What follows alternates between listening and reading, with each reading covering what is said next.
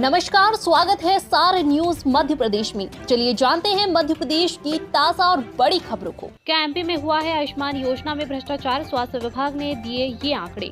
मध्य प्रदेश में आयुष्मान योजना की हुई गड़बड़ी को लेकर सियासत तेज हो गई है। कांग्रेस विधायक जयवर्धन सिंह ने विधानसभा में मिले स्वास्थ्य विभाग के आंकड़ों के आधार पर आरोप लगाया है कि कोरोना काल में आयुष्मान योजना के पैसों को लेकर जमकर भ्रष्टाचार हुआ है। हालांकि इसे सरकार के मंत्रियों ने निराधार बताया है। जयवर्धन सिंह ने 20 मार्च 2020 से अब तक योजना के तहत अस्पतालों को दिए गए पैसे और अनियमितताओं पर सवाल किया था।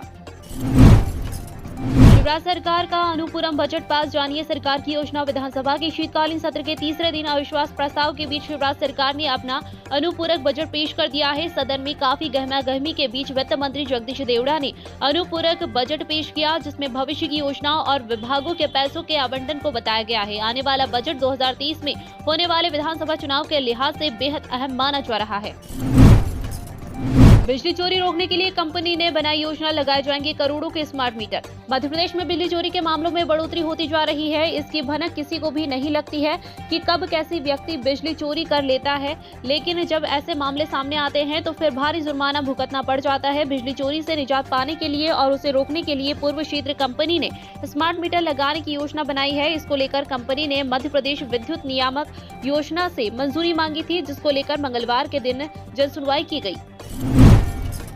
तेंदुपत्ता संग्रह को फिर से साड़ी, पानी की बोतल और जूते चप्पल दें, सीएम शिवराज सिंह चौहान। मध्य प्रदेश की 40 लाख तेंदुपत्ता संग्राहक को राज्य सरकार फिर से साड़ी, पानी की बोतल और जूते चप्पल देने की तैयारी में है। 9वें मेले के शुभारंभ की घोषणा करते हुए मुख्यमंत्री शिवराज सिंह चौहान ने वन मंत्री विजय शाह को निर्देश दिए हैं। उन्होंने कहा कि साल 2017 व 2018 में हमने योजना शुरू की थी, बीच में दूसरी सरकार आई, उसने बंद कर दी थी।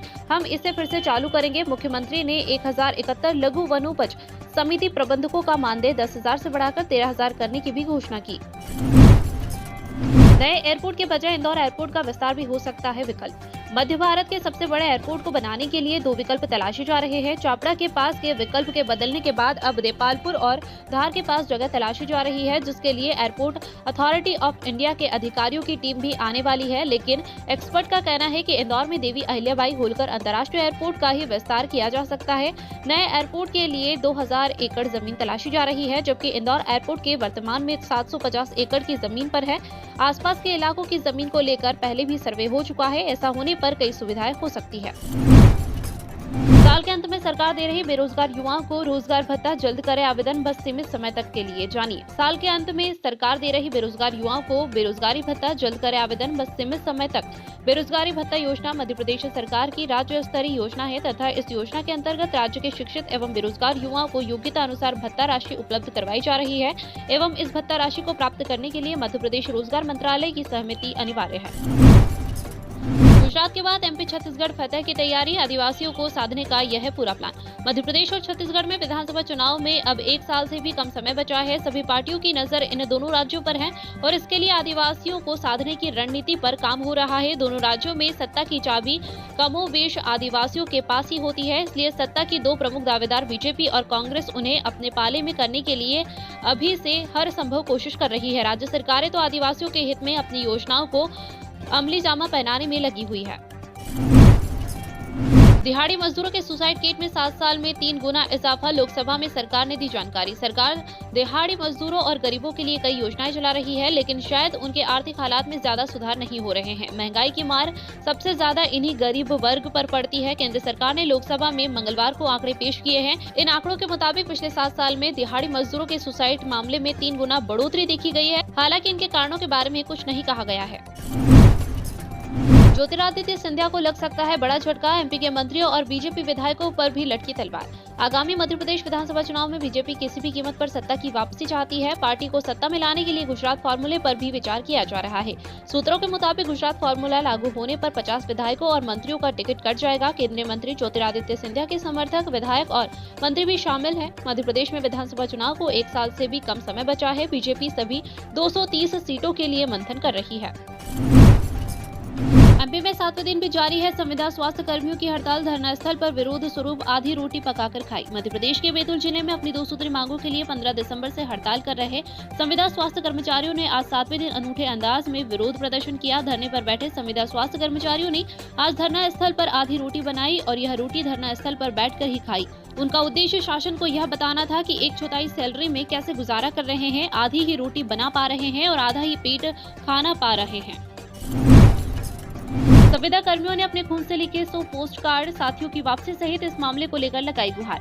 राजगढ़ जिले में संविदा स्वास्थ्य कर्मचारी संघ ने मंगलवार को अपने खून से 100 से अधिक पोस्ट कार्ड लिखकर मुख्यमंत्री शिवराज सिंह चौहान के नाम प्रेषित किया है। इसमें उन्होंने लिखा कि हम शोषित संविदा कर्मियों को नियमितीकरण का तोहफा दे दो मामा जी। साथियों ने अप्रेजल या पद समाप्ति कर बाहर किया गया था, उन साथियों को भी वापस नौकरी पर रखा जाए। मध्य प्रदेश उच्च शिक्षा मंत्री के बयान पर भड़के दिग्गी, कहा मंत्री मोहन यादव को बर्खास्त करो। उच्च शिक्षा मंत्री मोहन यादव के दिए बयान पर दिग्विजय सिंह ने अपने ट्वीट के जरिए नाराजगी जताई है। दिग्विजय सिंह ने अपने ट्वीट में मुख्यमंत्री शिवराज सिंह चौहान से मंत्री मोहन यादव को मंत्री पद से बर्खास्त करने की बात कही है।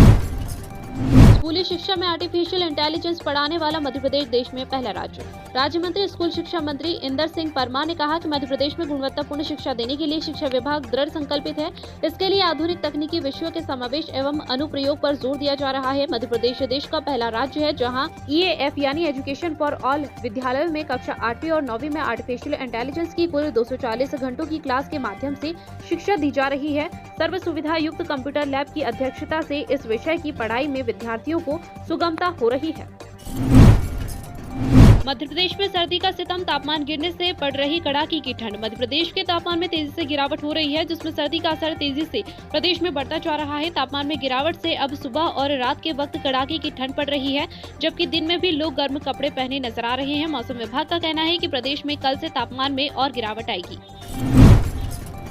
कमल खेल महोत्सव 19 दिन चलने वाले खेल महोत्सव में जिला स्तर पर 15, ब्लॉक स्तर पर 7 प्रतियोगिताएं होगी। कमल स्पोर्ट्स क्लब व जिला ओलंपिक संघ द्वारा जिले में खेलों का मिनी महाकुंभ पूर्व प्रधानमंत्री स्वर्गीय अटल बिहारी वाजपेयी की जन्मतिथि 25 दिसंबर से शुरू होगा। 19 दिनों तक चलने वाले कमल खेल महोत्सव में जिला स्तर पर एथलेटिक्स सहित 10, ब्लॉक स्तर पर 7 खेल प्रतियोगिताएं होगी, जिसमें करीब 5000 खिलाड़ी शामिल होंगे। विजेता खिलाड़ियों को मेडल व टीम को ट्रॉफी दी जाएगी। शुभारंभ मौके पर पहले दिन जिला स्तर पर खिलाड़ी मार्च पास्ट निकालेंगे। 26 दिसंबर को खिरकिया व टिमरनी ब्लॉक स्तर पर खिलाड़ी मार्च पास्ट निकालेंगे।